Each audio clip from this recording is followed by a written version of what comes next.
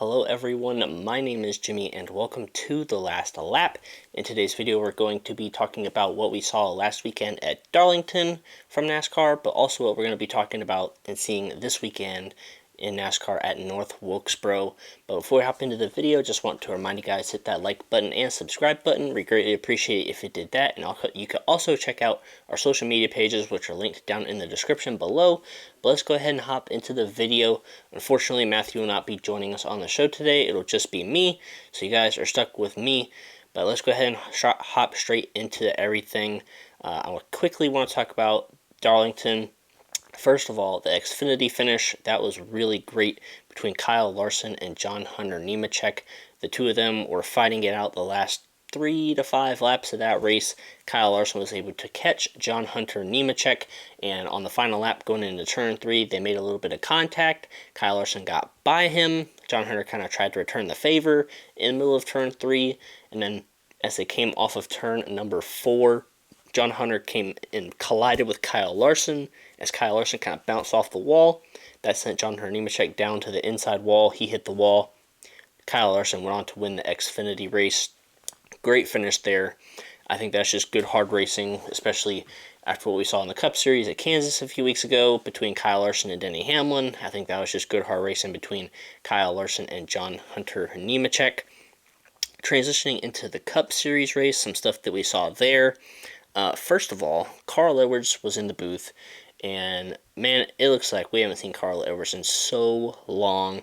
Ever since he just kind of went off the grid, just retired out of nowhere. Finally got to see him again. He looked great he didn't even look like he's aged in the past few years ever since he left. Great to see him in the booth. I know people like Richard Petty and Bill Elliott were also in the booth, but Carl Edwards, he did so good in the booth. You know, I wish he would consider coming and doing that as a career on the weekends. That'd be really fun to see him around, but regardless, really cool to see him at the track. He was there obviously for the NASCAR 75 brunch and celebration and all that stuff. But hopping into the actual action in the race, Ross Chastain and Martin Truex Jr., they seem to be the two best cars in the race.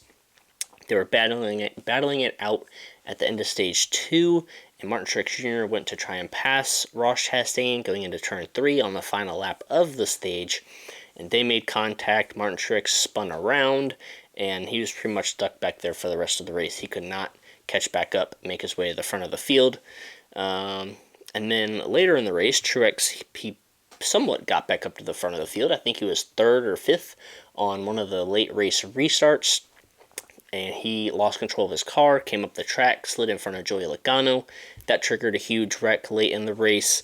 And Kyle Larson and Ross Chastain, they go at it once again. On the second to last restart, Ross tries to force Larson up the track. They make contact. Chastain spins himself, wrecks in front of the field, ends his day. I'll get more into my opinion on that whole thing in just a minute. But William Byron went on to win the race, his 3rd win of the season. And that's what I'm going to start off with. Can William Byron stay consistent? Seems like this was the race last year where he obviously almost won. Joey Logano knocked him out of the way for the win. Seemed like after this race, William Byron kind of went on a downhill, lost momentum, wasn't able to contend for wins, wasn't near the front, didn't seem like he had any speed. And this is also kind of where Chase Elliott picked up last year, so it seems like William Byron kind of fell off a cliff, while Chase Elliott kind of started to get hot and got some momentum going.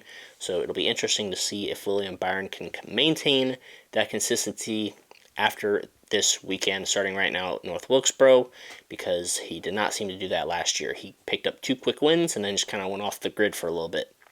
So that's my first point. And then obviously I want to talk about the Larson and Chastain incident really quick.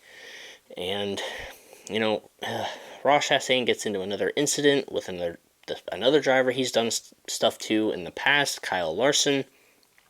And I'm going to go through the whole thing. So earlier in the race, Ross Chastain squeezed Kyle Larson in turn 2, made Larson check up and lose 2 or 3 spots. Larson fell back to 4th. Was not happy about it. I wasn't happy about it either. I don't think anybody was happy about it, because Ross literally pinched Larson right against the wall in turn 2. Didn't touch him, didn't make Larson hit the wall, but didn't really give him any room. So on the restart where Truex ended up sliding up in front of Logano and taking himself out there, Larson kind of repaid the favor to Ross Chastain a little bit. The roles were reversed. Larson kind of bumped Chastain into the wall just a tad, and then that was kind of his payback, I guess. He raced him how he got raced. So that following restart, Ross Chastain was the leader. He chose the bottom. Kyle Larson chose the top. Ross Chastain drives into turn 1.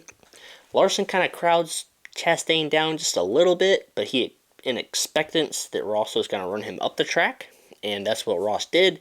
He drove it into turn 1 pretty deep and started sliding up the track, and Larson pretty much held his line, and Ross just came up and put Larson into the wall and then spun himself in front of the whole field. So I think this one has to go on Ross Chastain here. I don't even know what to say at this point anymore. This one, he finally reaped the consequences of his actions. He got taken out of the race for what he did there. But, at the same time, I don't want Ross to change. I want him to continue racing like this. As bad as it is for, other race fans, myself included, a Chase Elliott fan who was affected by this last year at Gateway, NASCAR needs this. They need a driver who is bold and races hard and isn't afraid to get in confrontation with people. And, I see a lot of people comparing him to Dale Earnhardt and all that stuff, and,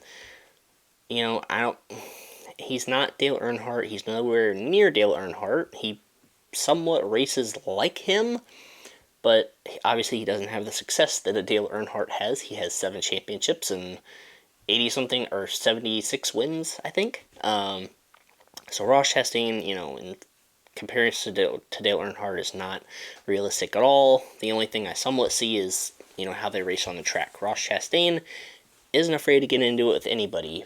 He's shown it with Denny Hamlin, shown it with Chase Elliott, Kyle Larson, Noah Gragson, Martin Truex Jr., and several other drivers I probably haven't named. He's going to race everybody the same way, and that's hard and aggressive, whether they like it or not.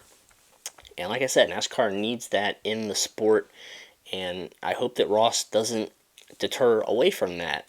This past week, what's his name? Justin Marks said that he talked with Ross, and he said he might try to dial him back a little bit, and I hope that isn't the case because I want to see Ross maintain that aggressive racing mentality. But yeah, hopefully Ross is able to do that.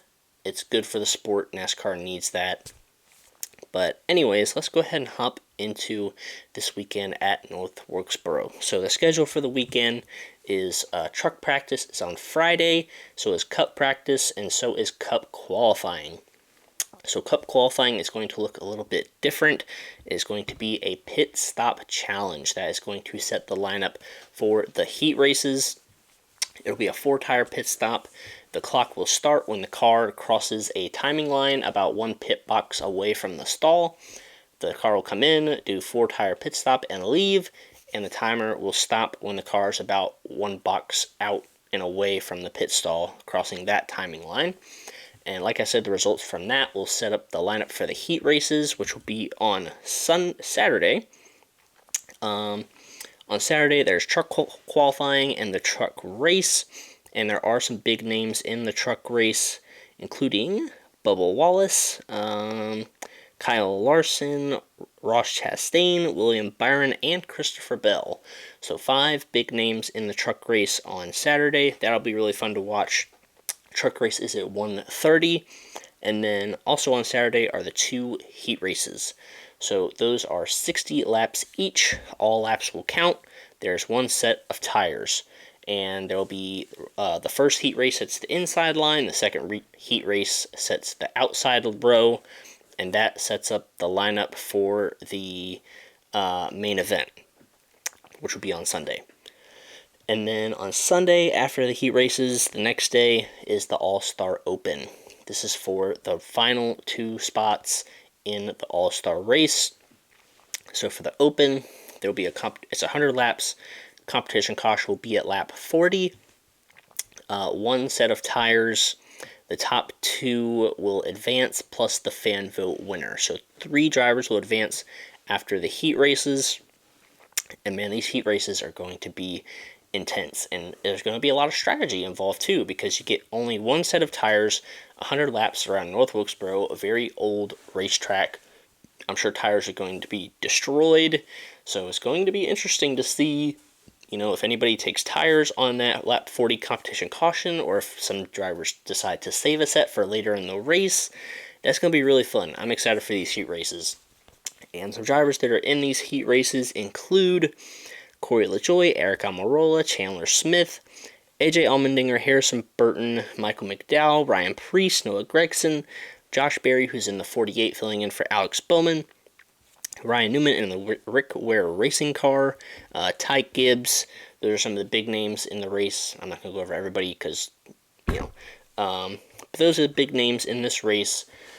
And I'm going to go ahead and just give my 2 predictions of drivers who I think will advance. I think Josh Berry will advance, and I think Ryan Preece is going to advance.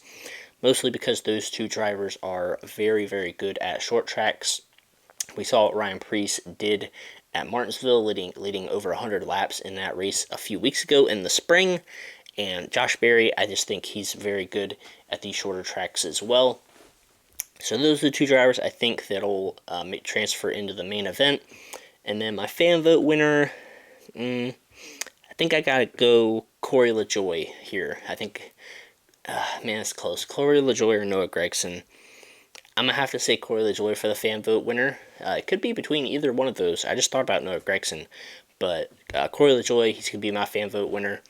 But that'll set the field for the main event. 200 laps, 4 sets of tires. There's a competition caution halfway at lap 100. And teams are only allowed to use 1 more set of tires after that competition caution at lap 100. I really like this format. Pretty simple, self-explanatory. 200 laps for the main event. Competition caution halfway. Can only use 1 set of tires after that. Very simple. I like the All-Star qualifying as well.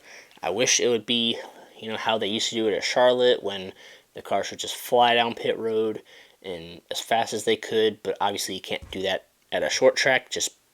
It just doesn't make sense. It's not safe. But I like how they change it up with the pit stops. It'll give the pit crews a chance to shine. But yeah, overall, very excited to see what happens this weekend in the All-Star race. My pick to win the All-Star race, let me see.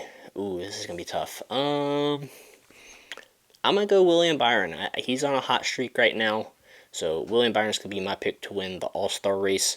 I'll forget Matthew's pick if he decides to give one. If so, I'll go ahead and throw it on the screen for you guys, for anybody that he might think wins the All-Star race.